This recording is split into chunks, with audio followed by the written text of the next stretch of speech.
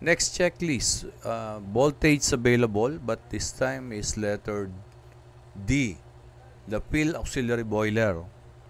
So the instructor should explain bakit ganito ito, no? Bakit dahan-dahan ang pagpe-prepare.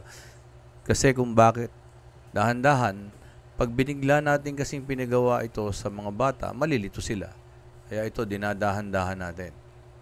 So bakit ba, kanina hot well, ngayon naman, kakargahan naman natin yung auxiliary boiler from the hot well. So this is now the checklist na gagamitin natin. Press natin.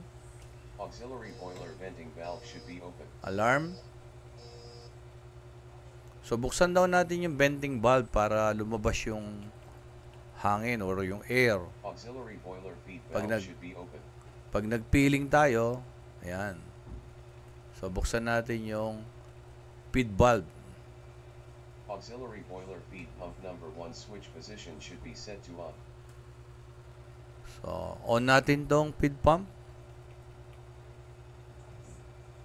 Wait until water level in the boiler is in a normal range. Yan. So hintayin daw natin tong mapilingan yung boiler. So eto siya, yung feed pump na yon.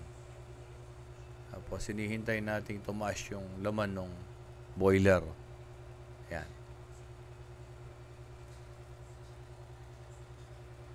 So while waiting, so bantay kayo kasi baka mapuno naman ng sobra yung boiler ng tubig. Naka-manual pa yan kasi papaandar pa lang tayo. Auxiliary boiler feed pump number 1 switch position should be set to off. So yun. Okay. So Now, press close checklist button to close the checklist window.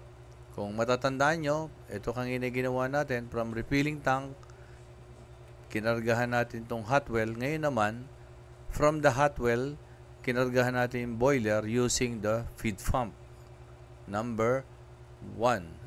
Pero manual, kaya naka-on kanina, then in-off natin nung nag-normal na yung level niya. So next checklist is, ayan. You can start the next checklist right now.